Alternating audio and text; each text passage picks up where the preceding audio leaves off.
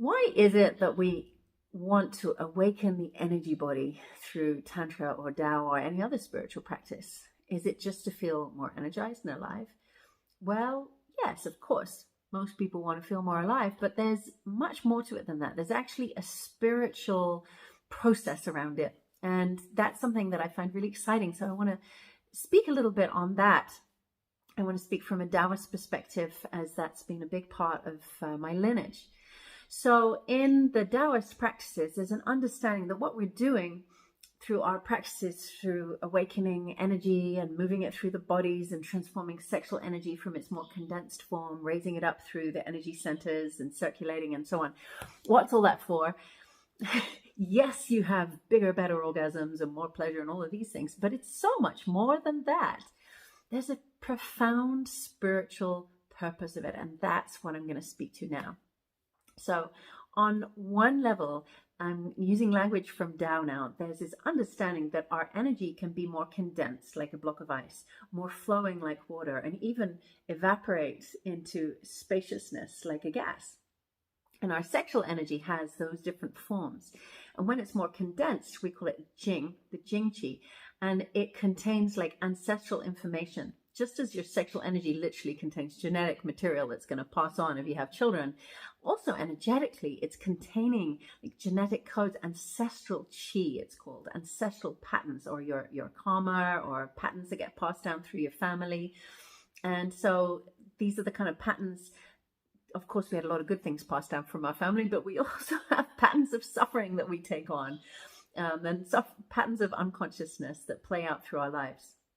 The Taoists said these are held in a frequency and energy in your ancestral energy, ancestral chi, in your sexual energy. And as long as it stays in this solid form and stays down only in your genitals, then you have to keep repeating the same patterns over and over again. And it's a very slow process to awaken beyond them.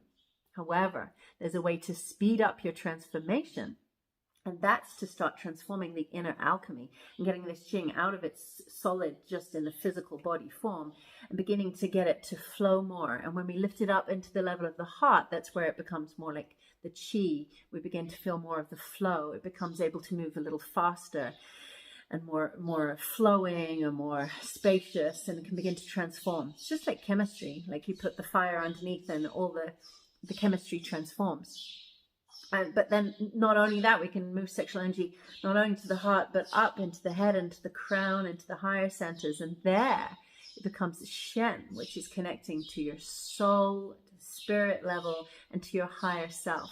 So every time we sublimate or draw sexual energy up through the spine and out of the crown, we can reconnect to our higher self and to the universe, in fact, to higher frequency, remembering our soul, remembering our higher nature, remembering who we really are.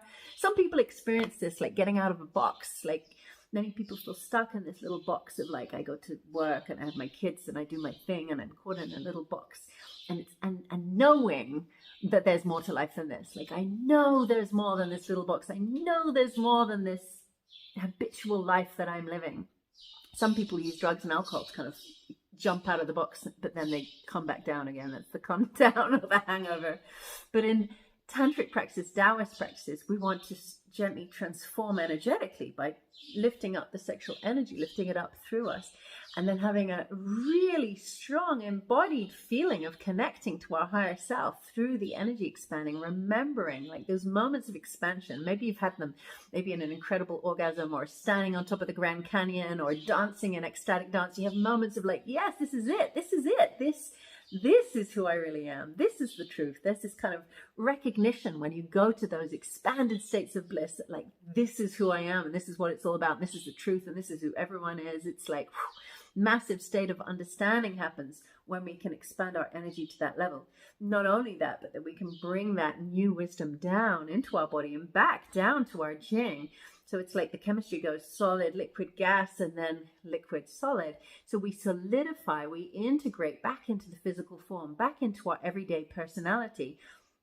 But we bring this new information with us. We bring this new truth, this new realization, and we start living more as our soul with our higher purpose. We start living more from love. and living more our real, authentic self who we came here to be, not just the little habitual box person that we became. So awakening the energy body is tremendously important for our spiritual progress. And the Taoists and the Tantrics said to move your sexual energy up through the spine is a fast way for your personal transformation and your spiritual growth. It's a super fast. And the Taoists said if you're just going to leave your energy, your sexual energy trapped in this solid form, it's going to take you lifetimes. So it's a really powerful part of our transformation to learn how to work with Kundalini energy or your life force energy and move it up through your spine. Not only that, there's another little gem to it too. And I'm passionate about this topic, maybe you can tell. The other little gem is this. I just mentioned becoming your authentic self, right? And when we feel trapped in our box of smallness and we know like there's more to life to this, there's more to me than this. How did I become this little thing? Well, we're also made up of a lot of defensiveness at that point. And it happens unconsciously, but when you were growing up, your parents shouted at you, you were bullied at school. All these things happen that make you put up masks and walls and lines of defense to protect yourself. It's very natural. Now that defensiveness collectively is called the ego self. It becomes a personality. It hardens over time. Buddha talked about that, the habit becomes the form. It hardens over time, and before you know it, you're walking around like defensive, protected. Maybe you're super cool on the outside, but everything's really hard and you're protected.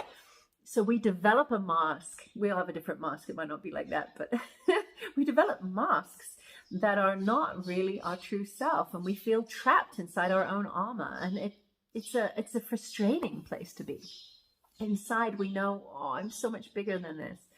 So also when we awaken the energy body, it's an amazing way to dissolve the mask, because you don't just go, this is ego and start hammering away at it. Because if you do that, if you just try and take off the layers of defense, you're left with all the vulnerability unprotected. And that can feel really scary. That can feel really raw and like not safe, like you were as a child. Then you just feel not safe again as an adult. So in the energy practices, we don't try and attack our ego or our partner's ego or anybody else's ego. That's not the point. Instead, we build the energy body, we build the chi body, we build the aura, we build the radiance. And when you build the energy body, the energy protects you. The chi, the aura actually protects you. So when you start building from the inside and creating a strong energy body, the armor falls away because it's not needed. The masks and the fake self that you created out of protection, that we thank and say, thank you, you protected me when I was being bullied. It's not needed anymore because you're protected by your chi, by your radiance, by your life force. So it's literally going to dissolve. You don't need to chisel away at your ego either. That's the good news. You just build your energy body and the rest will fall away. You return to your authentic self through your energy body, and all that wasn't you is just going to fall away effortlessly. It's just going to leave because it's no longer needed. So in this way, building your energy body is the real depth of it on a spiritual level, that it's not just about feeling a moment of energy and aliveness or orgasm or whatever. It's not about another quick fix. It's not about another feel-good feeling that comes and goes. Not at all. This is about transformation. It's about spiritual growth, spiritual transformation, and finding a way to do it that isn't going to just expose your vulnerability and make you feel very exposed and unsafe, in a way that's going to help you feel safe and protected by the most powerful thing of all, which is your energy body.